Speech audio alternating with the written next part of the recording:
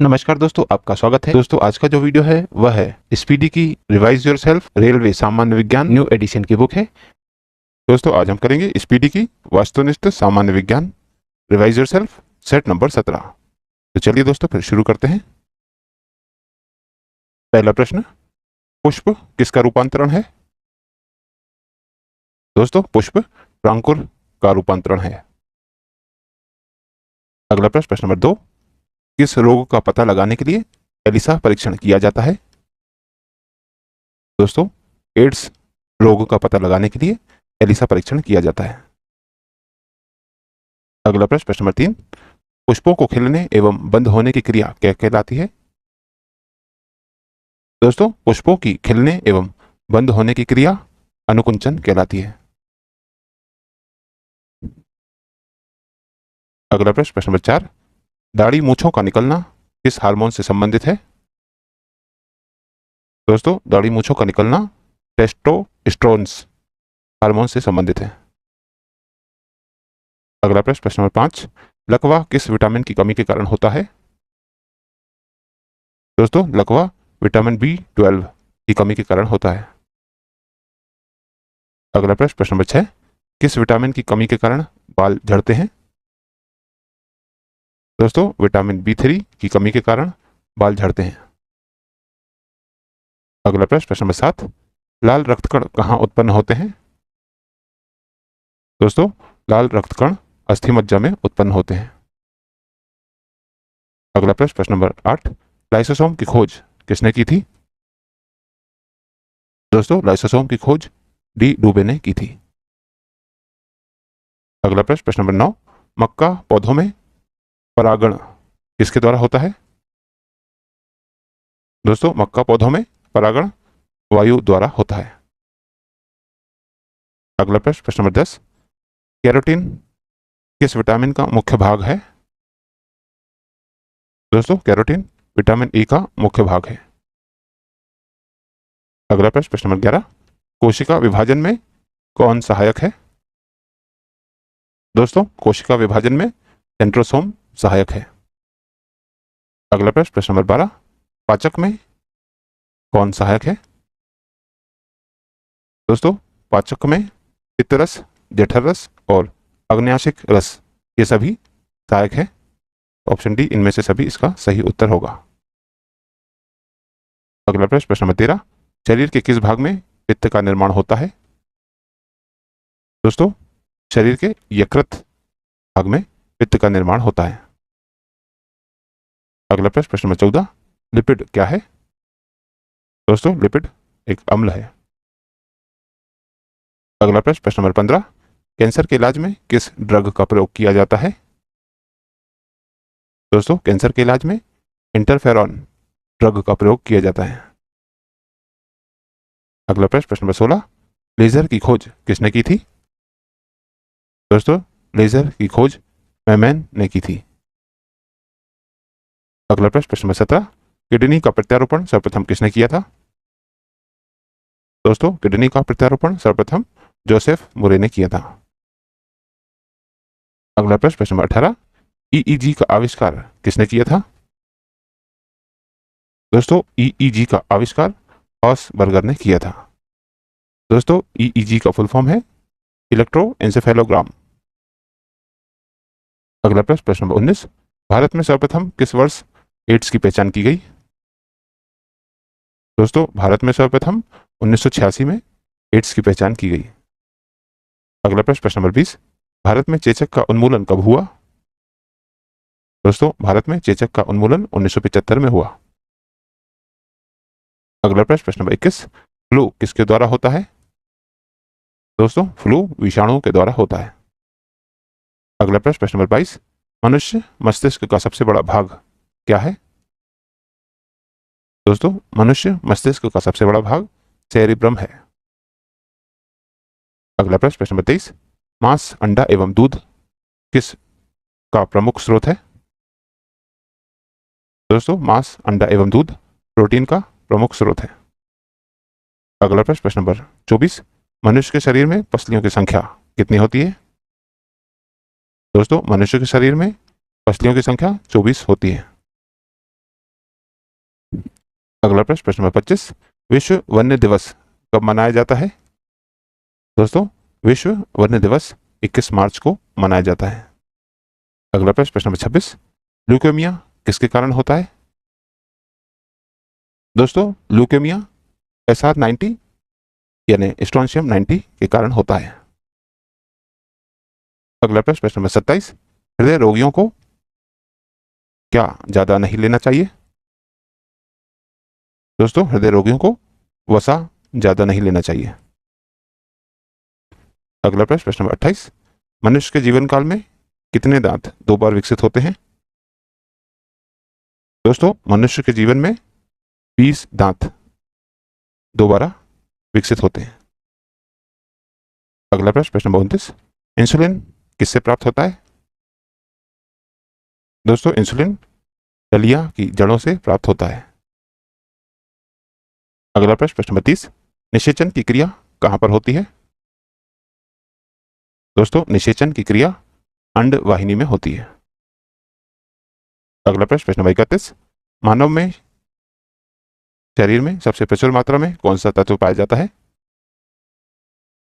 दोस्तों, मानव के शरीर में सबसे प्रचुर मात्रा में ऑक्सीजन तत्व पाया जाता है। अगला प्रश्न, प्रश्न नंबर 32, जब कोई व्यक्ति सोता है तो उसका रक्तचाप कैसा होता है? दोस्तों, जब कोई व्यक्ति सोता है तो उसका रक्तचाप घटता है। अगला प्रश्न, प्रश्न नंबर 33, मानव शरीर में यूरिया की अधिकतम मात्रा किसमें पाई जाती है? दोस्तों, मानव शरीर में यूरिया की अधिकतम मात्रा उसके मूत्र में पाई जाती है। अगला प्रश्न, प्रश्न नंबर 34, कपास के रेशे कहां से मिलते हैं? दोस्तों, कपास के रेशे बीज से मिलते हैं। अगला प्रश्न, प्रश्न नंबर 35, कौन सा विटामिन अंडे में बिल्कुल नहीं पाया जाता? दोस्तों, विटामिन डी अंडे में बिल्कुल नहीं पाया जाता। अगला प्रश्न, प्रश्न नंबर 36, मानव मूत्र से सामान्यतः किस विटामिन का उत्सर्जन होता है? दोस्तों, मानव मूत्र से सामान्यतः विटामिन सी का उत्सर्जन होता है। अगला प्रश्न, प्रश्न नंबर 37, पेप्सिन क्या बदल देता है? दोस्तों, पेप्सिन प्रोटीन को पॉलीपेप्टाइड में बदल देता है। अगला प्रश्न, प्रश्न नंबर 38, दूध में उपस्थित प्रोटीन क्या है? दोस्तों, दूध में उपस्थित प्रोटीन कैसीन है। अगला प्रश्न, प्रश्न नंबर 39, जहरीले पदार्थों को क्या कहा जाता है? दोस्तों, जहरीले पदार्थों को टॉक्सिन कहा जाता है। अगला प्रश्न, प्रश्न नंबर 40, ऑक्सिन क्या है? दोस्तों, ऑक्सिन हार्मोन है। सेट नंबर 18, पहला प्रश्न, कोशिका में ऊर्जा किस रूप में संचित रहती है? दोस्तों, कोशिका में ऊर्जा एटीपी के रूप में संचित रहती है। दोस्तों, एटीपी का फुल फॉर्म है एडिनो ट्राइफॉस्फेट। अगला प्रश्न, प्रश्न नंबर 2, आरएनए का मुख्य कार्य क्या है? दोस्तों, आरएनए का मुख्य कार्य है प्रोटीन का संश्लेषण। दोस्तों, आरएनए का फुल फॉर्म है राइबो न्यूक्लिक एसिड। अगला प्रश्न, प्रश्न नंबर 3, मस्तिष्क ज्वर जिस जीव के कारण होता है वह कौन है? दोस्तों, मस्तिष्क ज्वर विषाणु के कारण होता है। अगला प्रश्न, प्रश्न नंबर 4, ईईजी का प्रयोग किस अंग की व्याधि के निदान के लिए होता है? दोस्तों, ईईजी का प्रयोग मस्तिष्क अंग की व्याधि के निदान के लिए होता है। दोस्तों, ईईजी का फुल फॉर्म है इलेक्ट्रोएन्सेफेलोग्राम। अगला प्रश्न, प्रश्न नंबर 5, घेंगा यानी गोइटर किस ग्रंथि के बढ़ने के कारण होता है? दोस्तों, घेंगा थायराइड ग्रंथि के बढ़ने के कारण होता है। अगला प्रश्न, प्रश्न नंबर 6, जिस पौधे में फूल या बीज नहीं बनते उसे क्या कहते हैं? दोस्तों, जिस पौधों में फूल या बीज नहीं बनते उन्हें क्रिप्टोगेम्स कहते हैं। अगला प्रश्न, प्रश्न नंबर 7, हेपेरिन का निर्माण किसके द्वारा होता है? दोस्तों, हेपेरिन का निर्माण रक्त कोशिका के द्वारा होता है। अगला प्रश्न, प्रश्न नंबर 8, सूक्ष्मतम जीवित कोशिका कौन है? दोस्तों सूक्ष्मतम जीवित कोशिका माइकोप्लाज्मा है। अगला प्रश्न, प्रश्न नंबर 9, कवक में संचित भोज्य पदार्थ क्या है? दोस्तों कवक में संचित भोज्य पदार्थ ग्लाइकोजन होता है। अगला प्रश्न, प्रश्न नंबर 10, सबसे मजबूत मांसपेशी किसमें पाई जाती है? दोस्तों सबसे मजबूत मांसपेशी जबड़ों में पाई जाती है। अगला प्रश्न, प्रश्न नंबर 11, गोलाकार प्रोटीन का उदाहरण क्या है? दोस्तों एल्बुमिन गोलाकार प्रोटीन का उदाहरण है। अगला प्रश्न, प्रश्न नंबर 12, डीएनए का संश्लेषण किस प्रावस्था में होता है? दोस्तों डीएनए का संश्लेषण इंटरफेज प्रावस्था में होता है। अगला प्रश्न, प्रश्न नंबर 13, फूलों का अध्ययन किसमें किया जाता है? दोस्तों फूलों का अध्ययन एंथोलॉजी में किया जाता है। अगला प्रश्न, प्रश्न नंबर 4, बुढ़ापे के अध्ययन को क्या कहते हैं? दोस्तों बुढ़ापे के अध्ययन को जेरेंटोलॉजी कहते हैं। अगला प्रश्न, प्रश्न नंबर 15, यकृत यानी लीवर के अध्ययन को क्या कहते हैं? दोस्तों यकृत के अध्ययन को हेपेटोलॉजी कहते हैं। अगला प्रश्न, प्रश्न नंबर 16, मनुष्य के शरीर में सर्वाधिक पाए जाने वाला प्रोटीन कौन होता है? दोस्तों मनुष्य के शरीर में सर्वाधिक पाए जाने वाला प्रोटीन कोलाजन होता है। अगला प्रश्न, प्रश्न नंबर 17, लाइसिन क्या है? दोस्तों लाइसिन एक अमीनो अम्ल है। अगला प्रश्न, प्रश्न नंबर 18, लाइकेन में पाए जाने वाला शैवाल प्राय किस रंग का होता है? दोस्तों लाइकेन में पाए जाने वाला शैवाल प्राय नीला हरा रंग का होता है।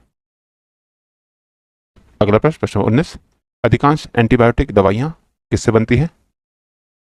दोस्तों अधिकांश एंटीबायोटिक दवाइयां बैक्टीरिया से बनती है।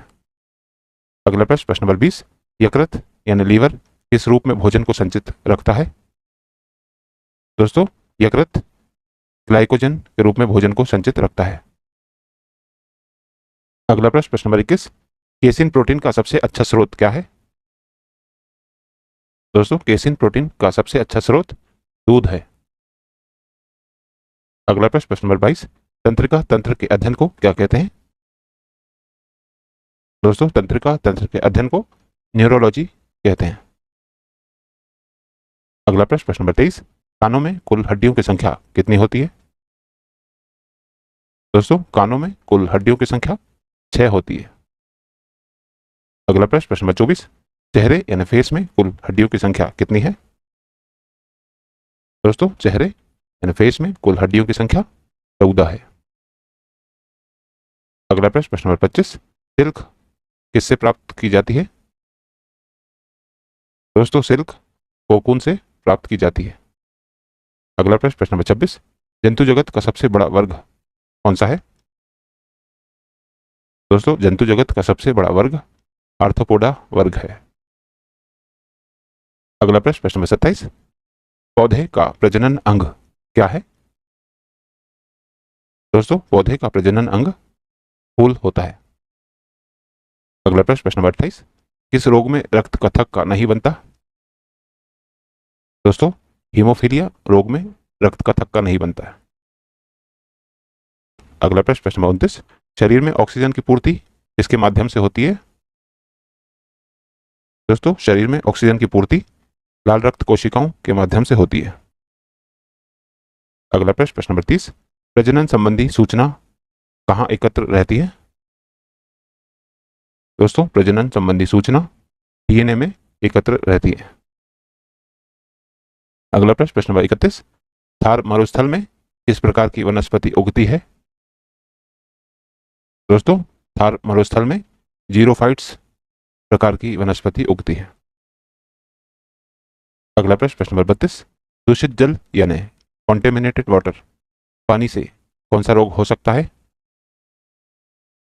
दोस्तों दूषित जल पीने से हैजा रोग हो सकता है। अगला प्रश्न, प्रश्न नंबर 33, रोहा यानी ट्रेकोमा किस अंग की बीमारी है? दोस्तों रोहा यानी ट्रेकोमा आंख की एक बीमारी है। अगला प्रश्न, प्रश्न नंबर 34, हार्ट अटैक का कारण क्या है? दोस्तों, कोलेस्ट्रॉल हार्ट अटैक का कारण है। अगला प्रश्न, प्रश्न नंबर 35, मानव रक्त में प्लाज्मा कितने प्रतिशत होता है? दोस्तों, मानव रक्त में प्लाज्मा 55% होता है। अगला प्रश्न, प्रश्न नंबर 36, एंजाइम किसमें सहायक होते हैं? दोस्तों, एंजाइम्स भोजन के पाचन में सहायक होते हैं। अगला प्रश्न, प्रश्न नंबर 37, टीबिया नामक अस्थि मानव शरीर में कहाँ पाई जाती है? दोस्तों, टीबिया नामक अस्थि मानव शरीर में टांग में पाई जाती है। अगला प्रश्न, प्रश्न नंबर 38, पौधों के रोगों का अध्ययन किसमें होता है? दोस्तों, पौधों के रोगों का अध्ययन फाइटोपैथोलॉजी में होता है। अगला प्रश्न, प्रश्न नंबर 39, पिट्यूटरी ग्रंथि कहाँ स्थित होती है? दोस्तों, पिट्यूटरी ग्रंथि मस्तिष्क में स्थित होती है। अगला प्रश्न, प्रश्न नंबर 40, कौन सा विटामिन दूध में नहीं पाया जाता? दोस्तों, विटामिन सी दूध में नहीं पाया जाता। अगला प्रश्न, प्रश्न नंबर 41, कार्बोहाइड्रेट्स में आते हैं? दोस्तों, कार्बोहाइड्रेट्स में स्टार्च और शर्करा आते हैं। तो दोस्तों, आज की इस प्रश्नावली में कुल 41 प्रश्न। और दोस्तों, यदि आप इस YouTube चैनल पर नए हैं तो चैनल सब्सक्राइब कर लीजिए, वीडियो को लाइक किया कीजिए तथा इसे अन्य लोगों के साथ भी शेयर कीजिए। तो दोस्तों, मिलते हैं अब अगले वीडियो में अगली प्रश्नावली के साथ। तब तक के लिए नमस्कार।